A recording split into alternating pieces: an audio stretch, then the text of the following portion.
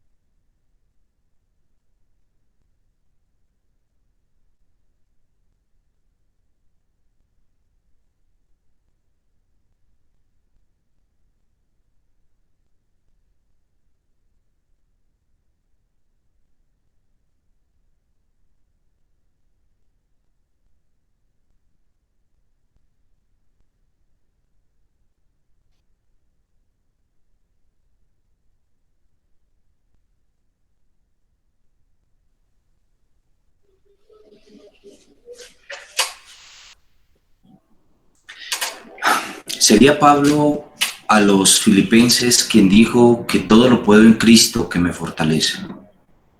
A pesar de que esas palabras han sido tan mal interpretadas a través del tiempo, hemos visto también en ellas gran confort y también al mismo tiempo mucha esperanza. Cuando Pablo decía todo lo puedo en Cristo que me fortalece, no estaba refiriéndose de alguna manera a que él podía hacerlo todo y había un campeón dentro de él, aunque lo había.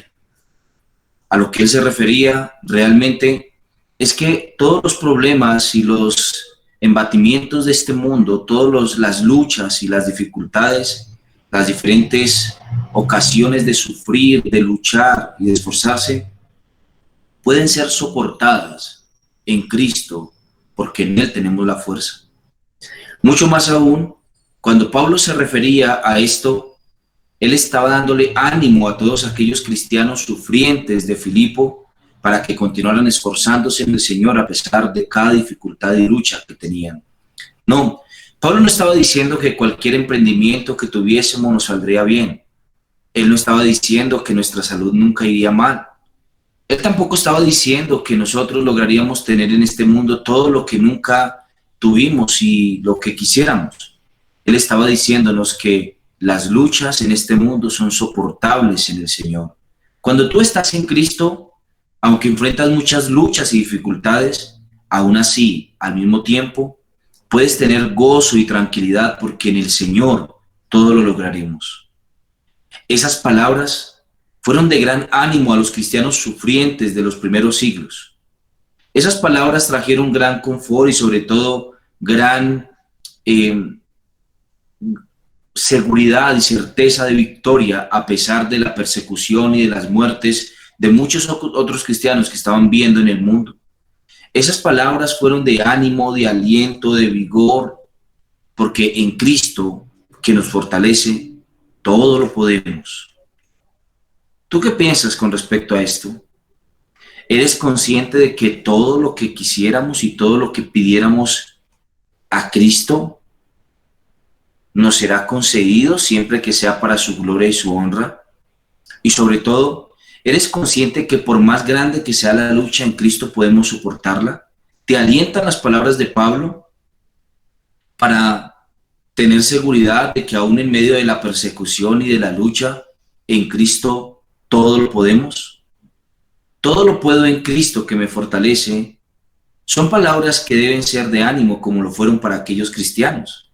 Ellos irían a la hoguera si fuera necesario y podrían soportar esto en Cristo que nos fortalece. Podrían ser puestos en prisiones y en catacumbas lúgubres, frías y malolientes, pero todo lo puedo en Cristo que me fortalece. Podrían ser decapitados, pero todo lo puedo en Cristo que me fortalece. Sus niños ser entregados a los leones para que fueran su comida, pero todo lo puedo en Cristo que me fortalece. Entrar al Coliseo romano desnudos, hacer presa de los osos, los leones y los tigres, pero todo lo puedo en Cristo que me fortalece. Ser perseguidos incansablemente por las casas y por los campos, pero todo lo puedo en Cristo que me fortalece. Todo, mis hermanos, lo podemos en Cristo que nos fortalece. Encuentra en esas palabras esperanza y también vigor. Todo lo podemos en Cristo que nos fortalece. El día de hoy nos encontraremos acercándonos a la 10ª persecución. Esta es la última persecución de la iglesia antes de Constantino. Y esta persecución es importante porque marcó un hito en el proceso de la forma en la que la iglesia fue perseguida. Fue bajo los emperadores romanos, o comúnmente en la era llamada la era de los mártires. Esta es la persecución del famoso emperador Diocleciano, el último emperador que persiguió a la iglesia en el año 303 después de Cristo. Es para este tiempo en donde, en un último intento de erradicar la plaga del cristianismo del Imperio Romano, se persiguió y se mató a muchos cristianos. La era de los mártires fue ocasionada en parte por el aumento de cristianos y el aumento de las riquezas de los cristianos también. Muchos cristianos fueron prosperados en la era de los mártires. Sus riquezas, su influencia en el mundo trajo mucho odio, principalmente el odio de un hombre en particular, de nombre Galerio, que era un hijo adoptivo de Diocleciano. Este estimuló a su madre en una fantasía pagana y también influyó tanto en empujar a su padre, el emperador, a una persecución de los cristianos que finalmente logró su propósito. El día fatal fijado para el comienzo de esta sangrienta persecución fue el 23 de febrero del año 303. Aquí se celebraba la Terminalia, que era una fiesta pagana en la cual los paganos se mofaban de su crueldad y esperaban aquí en este momento finalmente poder terminar con el cristianismo. Así que el día comenzado terminó y comenzó en una ciudad llamada Nicomalia, en una mañana del 23 de febrero. La gente acudió a las festividades y los alguaciles y muchas personas de la iglesia se encontraban todavía en este lugar. Así que fueron forzadas sus puertas y dentro de sus puertas fueron capturados todos los cristianos y fue hecha una hoguera común. Se le llamó la fogata común de los cristianos. Aquí, en medio de la plaza pública de Nicomalia, se colocaron algunos leños y nadie sabía todavía cuál era su propósito. Fueron encendidos en medio de la plaza de la ciudad y las puertas fueron cerradas y fueron buscados de casa en casa por cada lugar a todos los cristianos que eran señalados como tales, de los cuales ya se tenía registro. Fueron capturados y fueron lanzados como combustible para el fuego, todos ellos de manera colectiva. Todo esto tuvo lugar en presencia del emperador Diocleciano y también de Galerio, su hijo adoptivo, los cuales, no satisfechos con quemar los cristianos, también trajeron todos los escritos que se sabía y se conocía de los cristianos y fueron puestos también en la misma hoguera junto con ellos. Esto fue seguido de un severo edicto ordenando la destrucción de todas las iglesias y los libros de los cristianos. Pronto, a este edicto siguió una orden para proscribir a los cristianos de todas las denominaciones. Fueron perseguidos por todo el reino. La publicación de este edicto ocasionó un martirio inmediato porque un atrevido cristiano no solo arrancó del lugar el edicto que había sido puesto por el emperador, sino que además de esto execró el nombre del emperador por esta injusticia. Una provocación así suficiente para traer una gran venganza y un odio de parte del emperador y su hijo. Así que este fue torturado y severamente y finalmente fue quemado vivo. Todos los cristianos fueron perseguidos y encarcelados. Galerio ordenó en privado que el palacio imperial fuera incendiado para que los cristianos fueran acusados de cometer tal acto.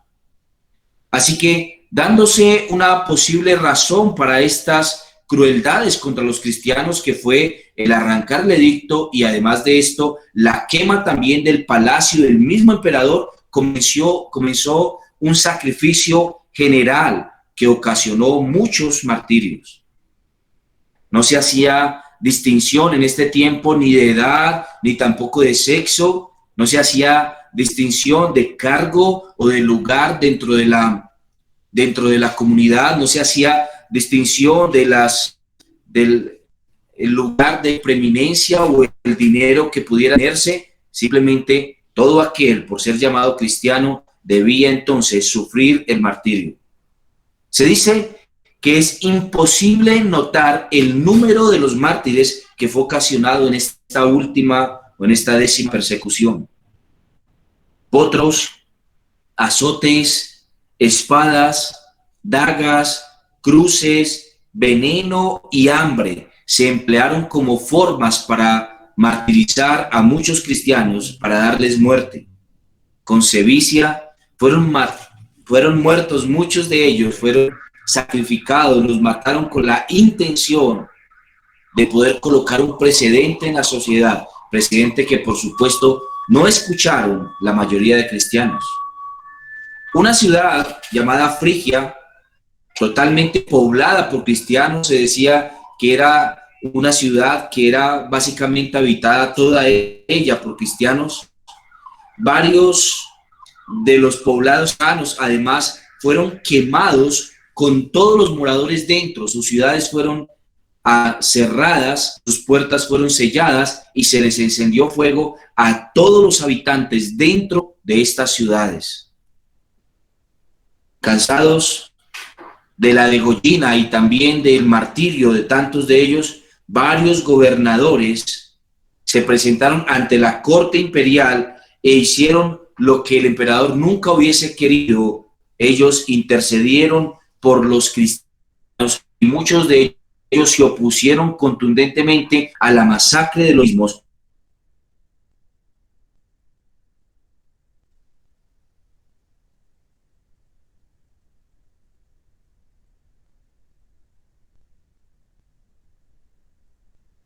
Inmediatamente muchos se les cortaban las orejas y la nariz, y a muchos otros se les amputaban sus miembros, pero no se les masacraba. Así que tenían que vivir durante el resto de tiempo hasta que finalmente morían bajo estas condiciones miserables a causa de la proclama de su fe. Sebastián, un célebre mártir, había nacido en Narbona, en las Galias, y después había llegado a ser un oficial muy cercano al emperador.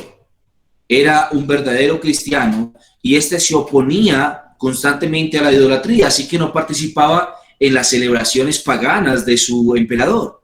Sin embargo, era un hombre fiel y se mantuvo siempre al lado del emperador. Él no se dejó seducir por las esperanzas de cargos políticos o de ciudades sobre las cuales poder gobernar.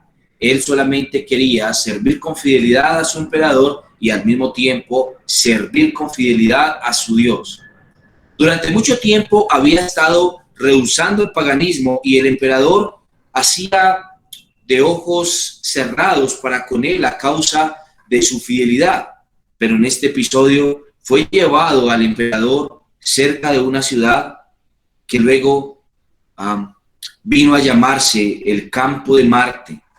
Esta fue una región cercana a la ciudad en la cual se hicieron llevar muchos de los cristianos. Fueron puestos frente a este Campo de Marte porque fue llamado así en honor a los mártires, pero ellos no querían hacerlo de esa manera, no querían que se recordara a los mártires en ese lugar como algo importante, por eso lo dedicaron a uno de sus dioses, a Marte. Y allí dio la orden el emperador al soldado de que masacrara a muchos cristianos con flechas de gracia. Y este se opuso ante tal sentencia, así que él mismo también fue puesto frente a los demás y él también fue ejecutado en este mismo sitio. La ejecución trajo gran dolor a muchos de los demás soldados que habían estado bajo el cargo de Sebastián, y estos tomaron los cuerpos que se encontraban tirados en este lugar y les dieron sepultura. Esto trajo intencionalmente una especie de reto para el emperador, el cual decidió en este lugar construir un templo a Marte. Y en honor a lo que él mismo construyó el templo. En ese tiempo, los cristianos, después de una seria consideración, pensaron que era legítimo portar armas a las órdenes del emperador pagano. Algunos de ellos habían llegado a la conclusión de que, sabiendo que Diocleciano había permitido que algunos de sus soldados fueran cristianos, tenían legitimidad en el empuñamiento de las armas, y el emperador usó a muchos de ellos para cumplir órdenes nefastas. Muchos de ellos terminaron cediendo ante las pretensiones del emperador, y empezó a verse un pequeño cisma en la iglesia, que todo aquel que estuviera bajo las órdenes del emperador no era considerado,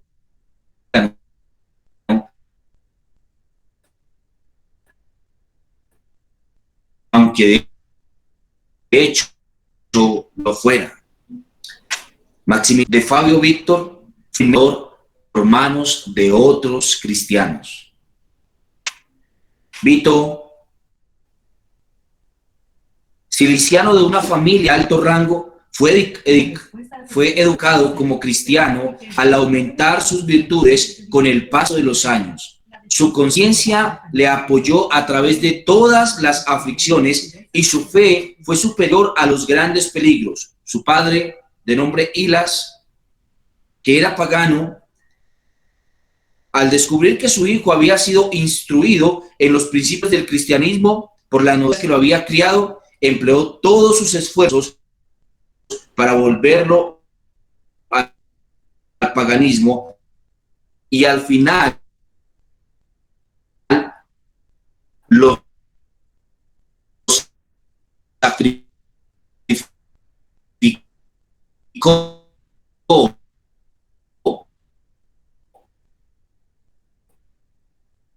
a sus ídolos. El 14 de junio,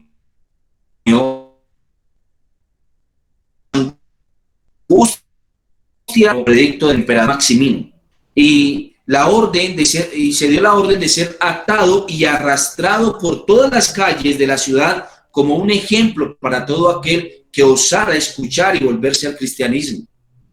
Durante el cumplimiento de esta orden fue tratado con todo tipo de crueldades e indignidades, como una forma de martillar en su obstinación. Se ordenó que fuera puesto en el potro, y él volvió sus ojos al cielo, orando a Dios que le diera paciencia, tras lo cual sufrió torturas con la más admirable entereza. Cansados los verdugos de atormentarle, fue llevado a una mazmorra. En este encierro convirtió a sus carceleros, llamados Alejandro, Feliciano y Longino. Enterándose el emperador de esto, ordenó que fueran ejecutados de inmediato, y los carceleros fueron por ello decapitados. Víctor fue puesto de nuevo en el potro y golpeado con varas sin misericordia, y de nuevo, después de esto, fue echado en la cárcel. Al ser interrogado por tercera vez acerca de su religión, perseveró en sus principios. Trajeron entonces un pequeño altar y le ordenaron que de inmediato ofreciera incienso sobre él.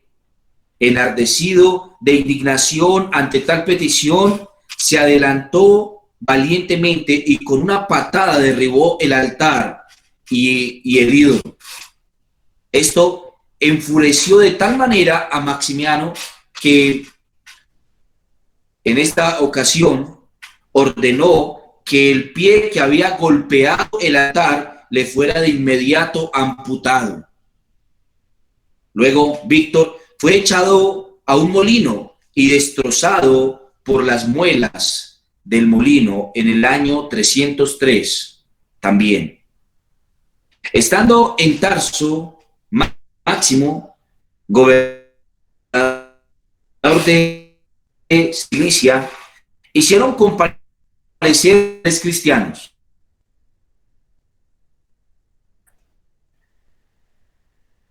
Sus nombres que se retractaran fueron finalmente llevados también a la ejecución, de lo cual tenemos registro.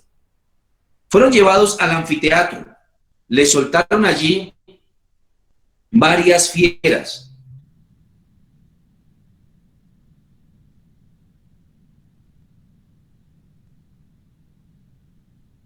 pero ninguno de los animales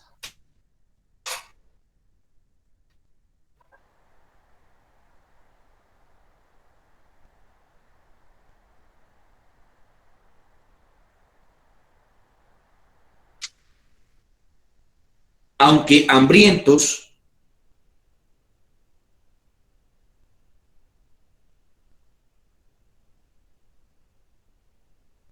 los quería tocar.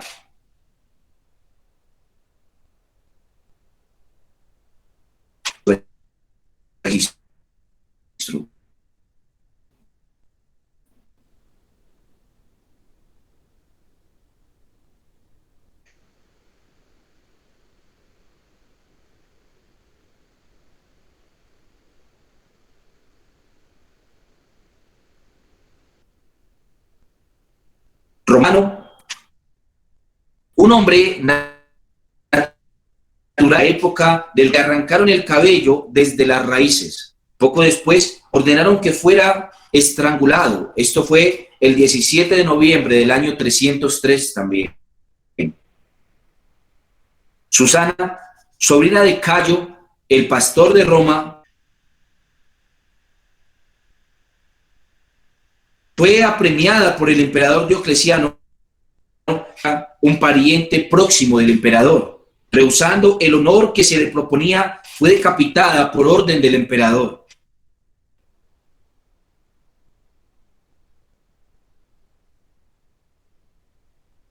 Doroteo,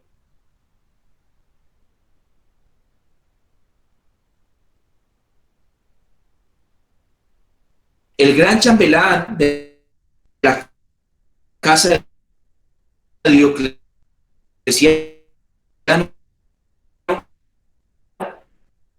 era también cristiano y se esforzó mucho en la humildad reconocida en sus escritos, que pertenecía al palacio. Este fue primero también torturado, fue puesto sobre una parrilla y asado al fuego como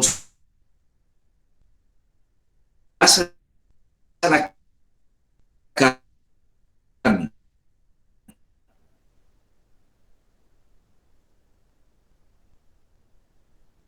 Fue puesto en la parrilla cuando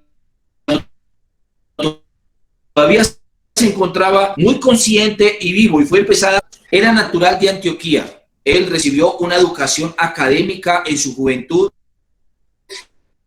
y se aplicó de particular a la astronomía. Por eso fue conocido como el mago. Después de ello, viajó para ampliar sus conocimientos yendo por Grecia, Egipto, la India y muchas partes del mundo. Con el paso del tiempo, conoció a Justina, una joven dama en Antioquía, cuyo nacimiento, belleza y cualidades suscitaban la admiración de todos los que la conocían. Un caballero pagano pidió a Cipriano que le ayudara a conseguir el amor de la bella Justina. Por supuesto que no logró su cometido porque Justina había sido convertida al cristianismo hacía algunos años. Durante ese tiempo, ella misma fue perseguida.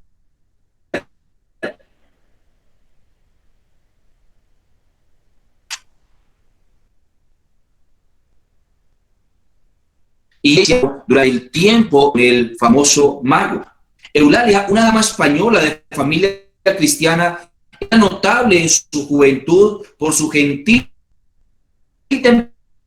temperamento y por su solidez de entendimiento. Pocas veces había sido dada a los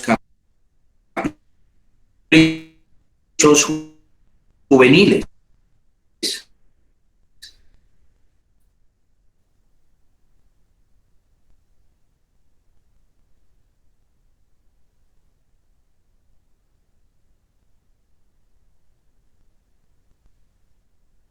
Fue apresada como cristiana y el magistrado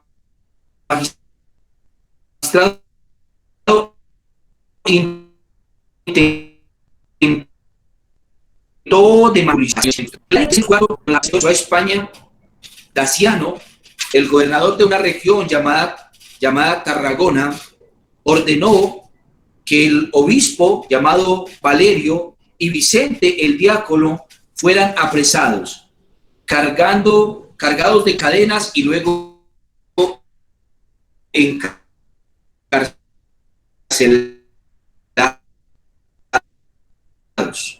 Valerio fue arrestado y Vicente fue puesto en el potro, dislocándole sus miembros, desgarrándole la carne con garfios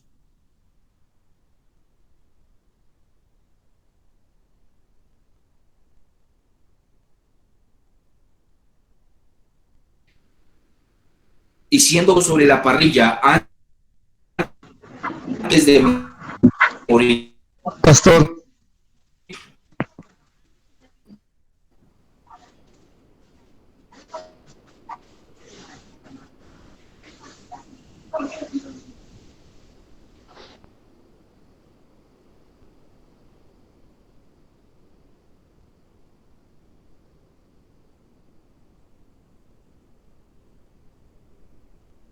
No solo lo pusieron al fuego,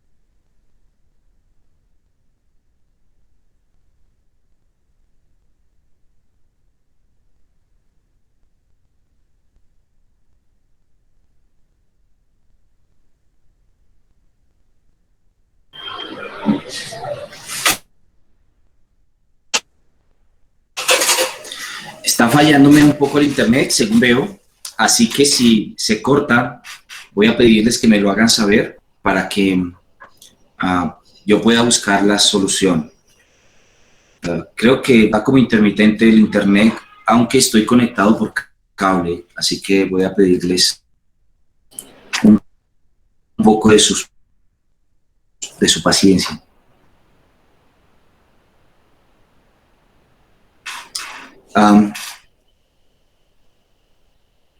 Estaba hablándoles con respecto en una región llamada Tarragona, y para devorarse. Finalmente, esto lo llevó a la muerte. Este proceso de la persecución de Diocleciano llevó a endurecer de tal manera la conciencia, endurecerse tanto, muchos bajo tortura y muchos tuvieron muertes muy penosas, así que de ellos se enumeran listas gigantescas de los muertos en este tiempo de Diocleciano. Hubo un hombre llamado Saturnino, un sacerdote de Albutina, una ciudad africana, que fue convertido del paganismo y finalmente llegase a convertirse en pastor cristiano. Fue, después de ser torturado, en nuevo a la cárcel, donde se le dejó ir de hambre. Sus 4 hijos, tras ser atormentados de varias maneras, compartieron la misma suerte que su padre en esta región africana. Dativas, Telico, también un cristiano y piadoso, Victoria, una joven dama de una familia de alcurnia y fortuna, con algunos otros de clases sociales más humildes, todos ellos discípulos de Saturnino, fueron torturados. De Ágrape, Quionia e Irene, 3 hermanas, fueron encarceladas en Tesalónica cuando la persecución de Diocleciano llegó hasta Grecia. Fueron quemadas y recibieron además la corona del martirio el 25 de marzo del año 304.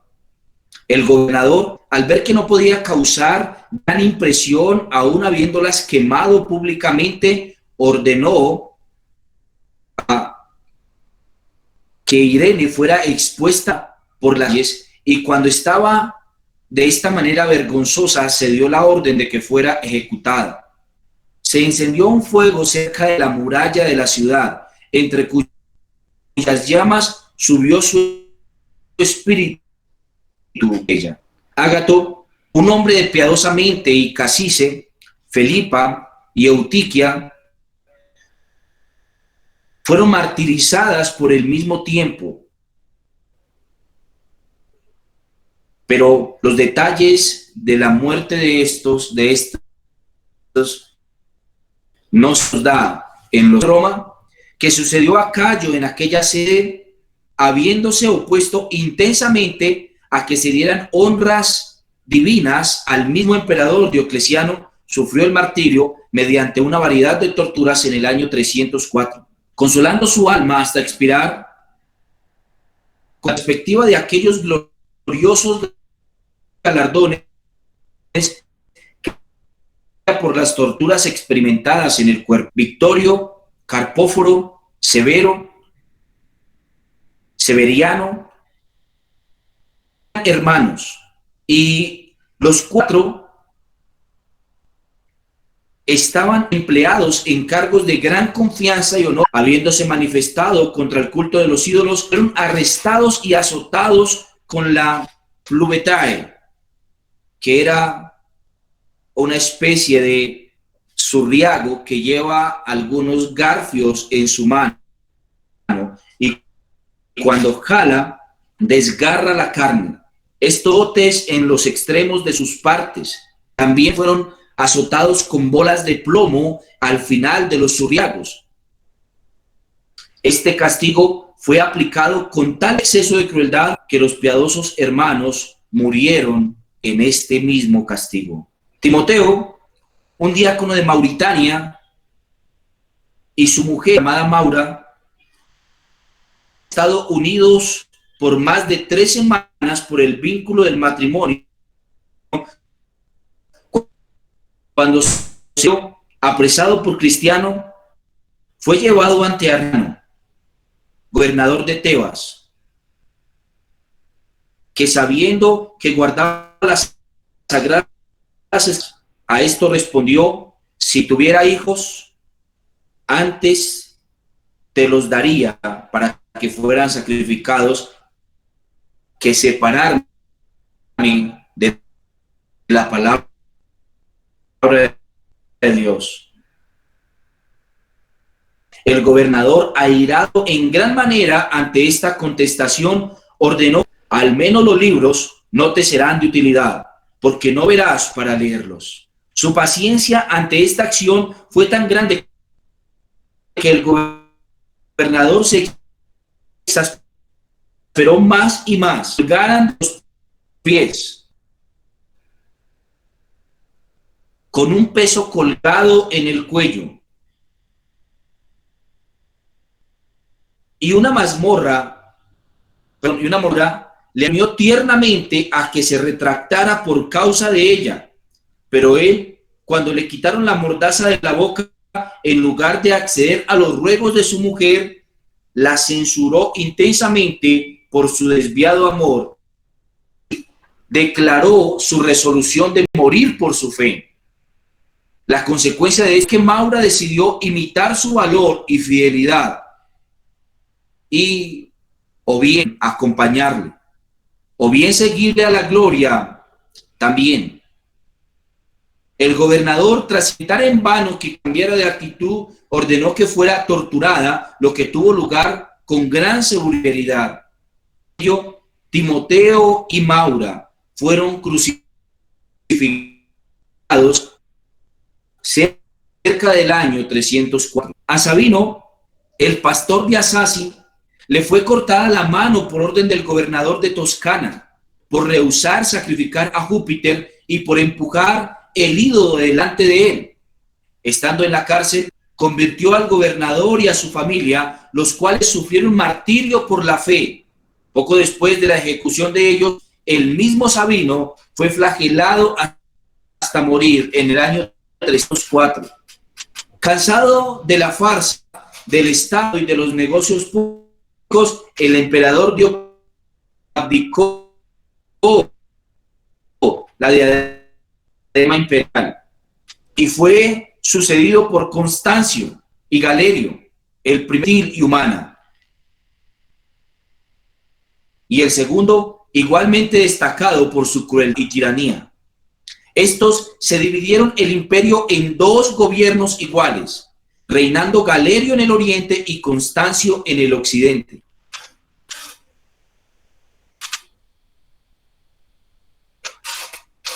¿Eso es? Sí.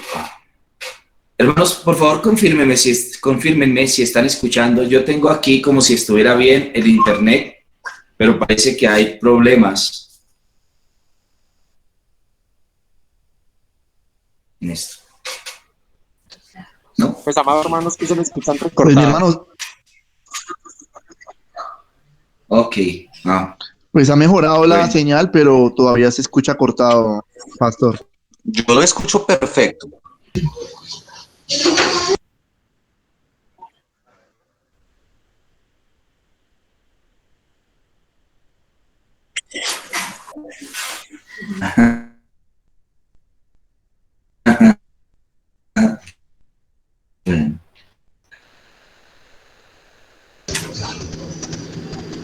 Se escucha entrecortado, mi hermano. Buenos días. Yo le aconsejo conectar directamente la PC al Sí, creo que son algunos, No sé si lo tenga así. pero creo que sí en internet el día de hoy está como algunos baches. Sí, lo tengo, pero no sé por qué está como intermitente. Bueno, vamos a terminar simplemente esa 10ª persecución el día de hoy y el día de mañana buscaremos que Dios nos permita la forma de conectarme. Voy a cambiar el cable, puede que el cable esté fallando. Ok, repartido entonces el imperio en dos, tanto Constancio como también Galerio tomaron partes, uno en el oriente y otro en el occidente. Entre los muchos martirizados en esta separar algunos, solamente los más eminentes. Un Anfiano, que era caballero eminente, una ciudad romana, y este era un estudiante de Eusebio. Julita, una mujer licaónica de linaje regio, pero más célebre por sus virtudes que por su sangre noble. Mientras estaba en el potro, dieron muerte a su hijo delante de ella. Julita, de Capadocia, era una dama de distinguida capacidad, gran virtud e insólito valor. Completar su ejecución, le derramaron brea hirviendo sobre los pies desgarraron sus costados con garfios y recibió la culminación de su martirio siendo decapitada el 16 de abril del año 305. Hermolaos, un cristiano piadoso y venerable anciano y gran amigo de Pantaleón, sufrió el martirio por la fe en el mismo día y a la misma hora que Pantaleón.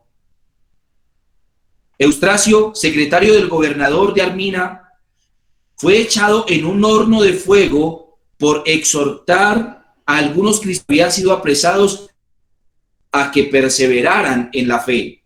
Nicander y Marciano, dos destacados oficiales militares romanos, fueron encarcelados por su fe. Como eran ambos hombres de gran valentía en su profesión, se emplearon todos los medios imaginables para persuadirles a resistir al cristianismo. Pero al encontrarse estos medios ineficaces, fueron decapitados. En el reino de Nápoles tuvieron lugar varios, o pastor de Beneventum, socio, obispo de Micene, Prócuro, que también era diácono, Etíoco y Acuto, hombres del pueblo, Festo,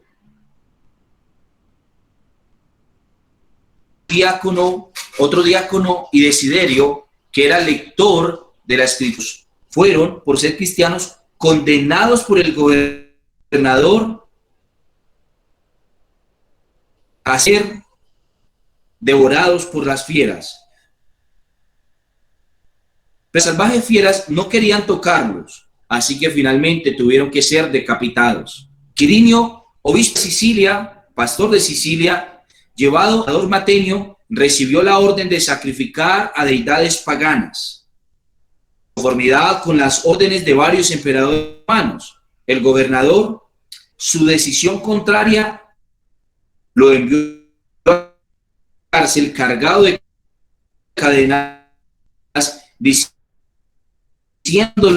y el peso de las cadenas podrían quebrantar su resolución. Pero decidido en sus principios, fue enviado a Amancio, el principal gobernador de Panonia. Ahí habría de estar solamente, y se le cargó con cadenas y se le arrestó por las principales calles de la ciudad de Danubio, poniendo a la mofa de todo el mundo, y finalmente llegó hasta Savaria, y viendo que iba a renunciar a su fe, se le ordenó ser arrojado al río con una piedra atada al cuello, exhortando al pueblo en los términos más piadosos y concluyendo sus amonestaciones con esta oración, y la leo literalmente: no es nada nuevo para ti, oh todopoderoso Jesús, detener los cursos de los ríos, ni hacer que alguien camine sobre el agua, como hiciste con tu siervo Pedro. El pueblo ya ha visto la prueba de tu poder en mí. Concédeme ahora que dé mi vida por tu causa. Oh Dios mío. Al pronunciar estas últimas palabras, se dice que se hundió en el río. Su cuerpo fue después dado y sepultado por algunos cristianos. Pánfilo, natural de Fenicia, de una familia de alcurnia, fue un hombre de gran erudición, que fue llamado el segundo Orígenes. Fue recibido en el cuerpo en Cesarea, donde estableció una biblioteca pública y dedicó su tiempo a la práctica de toda virtud cristiana. Copió la mayor parte de las obras de Orígenes de su propio copia correcta del Antiguo Testamento, que había sufrido mucho por la ignorancia o negligencia de los anteriores transcriptores. En el año 307 fue prendido y sufrió tortura y martirio también. Marcelo, pastor de Roma, al ser desterrado por su fe, cayó mártir de las desgracias que sufrió en el exilio. El 16 de enero del año 310. Pedro, el 16º pastor de Alejandría, fue martirizado el 25 de noviembre del año 311 después de Cristo por orden de Máximo César, que reinaba en el este. Inés, una doncella de solo 13 años, fue decapitada por... También lo fue Serana, la esposa emperatriz de Diocleciano. Valentín, el sacerdote, sufrió la misma suerte en Roma. Y Erasmo, obispo, fue martirizado en Campania. Poco después de esto, la persecución aminoró un poco en las partes más centrales del imperio, así como en Occidente, y la provincia comenzó finalmente a venganzas contra los perseguidores. Maximiano intentó corromper a su hija Fausta para que diera muerte a su hijo Constantino. Ella lo reveló a su marido y Constantino le obligó a escoger su propia muerte, como él mismo lo hubiese decidido. Así que él murió colgado a los casi 20 años del emperador. Constantino era el buen y virtuoso hijo de su padre bueno y virtuoso, y nació en Gran Bretaña. Su mujer se llamaba Helena, hija del rey Zoilo. Era un príncipe de lo más generoso y gentil, según se dice, teniendo el deseo de cuidar la educación y las bellas artes, y a menudo él mismo leía, escribía y estudiaba. Tuvo un maravilloso éxito y prosperidad en todo lo que emprendió y lo que se supuso que provenía de eso.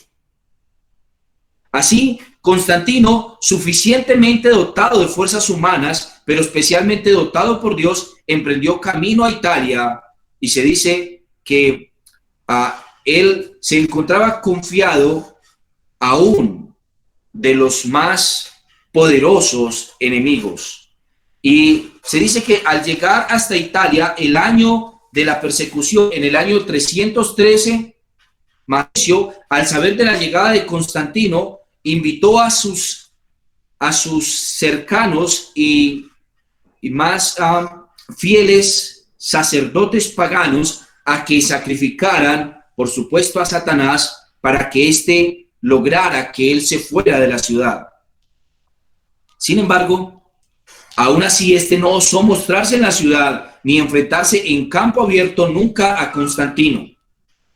Sin embargo, Constantino no estaba todavía cercano a llegar al gobierno de la ciudad, y debido a los encantamientos y hechicerías que se le hubiese intentado hacer por parte de Magencio, él había estado constantemente seguro de que llegaría a gobernar y que llegaría a poner en orden muchas de las cosas que se encontraban fuera de su lugar. Muchas veces se dice que en su viaje se levantó y miró hacia el cielo y miró hacia el sur, y cuando el sol estaba poniéndose en gran resplandor el cielo, él entonces observaba al final del rayo del sol como una cruz se formaba en el cielo. Así que esta inscripción se dio en torno a su regreso a Italia. In hoc vinci, esto es, vence por medio de esto. Y se dice que él escribió esto hablando de la cruz. Eusebio Pánfilo da testimonio de él y de que oyó a Constantino varias veces repetir y jurar que una cosa era verdadera y cierta, y que lo que sus ojos habían visto en el cielo, su cruz o la cruz resplandecieron en el cielo, nadie se lo quitaría. Al ver el significado de aquello, entonces se dice que Cristo apareció durante un sueño a Constantino con la señal de la cruz que él había visto, y esto lo llevó a él finalmente a descubrir que, siendo la cruz la señal del cristianismo, este era el camino que él debía seguir. Constantino estableció de tal manera la paz en la iglesia que por espacio de 1000 años no leemos sobre ninguna persecución contra los cristianos hasta el tiempo de John Wycliffe.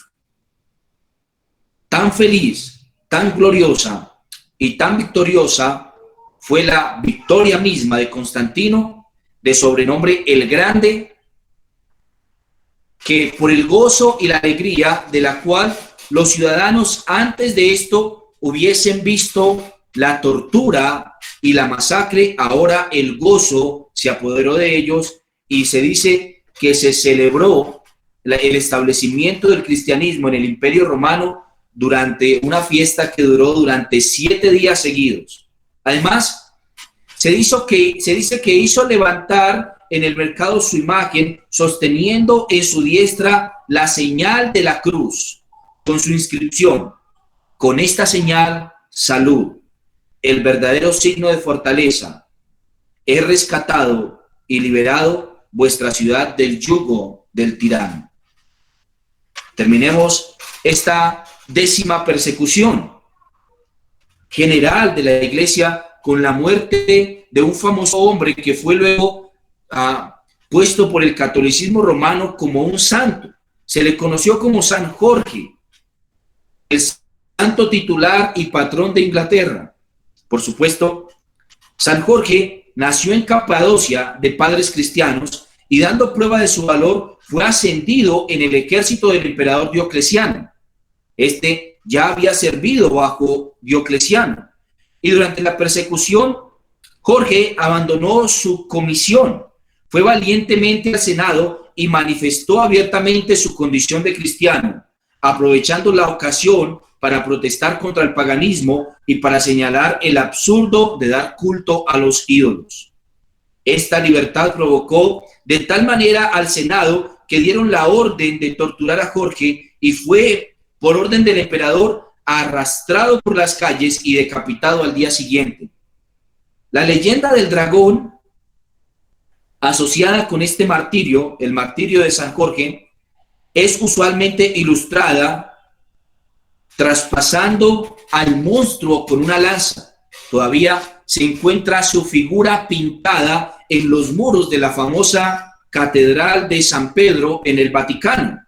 Jorge atraviesa a un dragón con una lanza, y usualmente se dice que él se encuentra sentado sobre su caballo mientras se encuentra lanzando y traspasando al monstruo con su lanza. Este dragón ardiente simboliza al diablo, que fue vencido por la firme fe de Jorge en Cristo, que permaneció inmutable a pesar del tormento y de la muerte. Por supuesto, para esta época ya empiezan a entrelazarse algunas historias del catolicismo romano con algunas historias del verdadero pueblo del Señor. Poco podríamos decir con respecto a esto, más que Jorge fue un hombre fiel al Señor que padeció igual que muchos de sus contemporáneos. Oh, mis hermanos, han sido 10 persecuciones terribles de la iglesia hasta el año 325 de nuestra era, en el tiempo de Cristo. Sabemos que este tiempo fue un tiempo de gran dolor, pero como ustedes lo han notado, en grandes ocasiones, en muchas ocasiones, aún la gente más cercana al poder, más cercana al Senado y más cercana al gobierno, llegaron a depositar su fe en Cristo a costa de su propia vida, aún llegando a martirios terribles. Estos solamente son las historias más eminentes que han sido retratadas o recordadas hasta nuestro tiempo, pero miles y miles fueron los cristianos que murieron en las calles, en las plazas, por confesar su fe. Hermanos, La resolución de nuestra fe debe tener esta insignia en ella: todo lo puedo en Cristo que me fortalece. Nuestra lucha contra el pecado involucra poderlo todo contra Cristo. Sí, el mundo es seductor. Sí, los placeres de este mundo pueden ser seductores, pero hay algo que seduce mucho más al cristiano, y es su fe en el Señor y su vida por la gloria de su Dios. Dios los bendiga mucho durante este día y los guarde. Chao, chao. Espero que la mayor parte de esta última persecución haya podido ser retratada y recordada por ustedes de manera que pueda ser de ayuda para nosotros. Todavía no saltaremos, recordaremos ahora la vida de manera mucho más específica de algunos de los más nobles mártires del tiempo de las 10 persecuciones. Y esto lo haremos durante esta semana. Dios los bendiga. Chao, chao.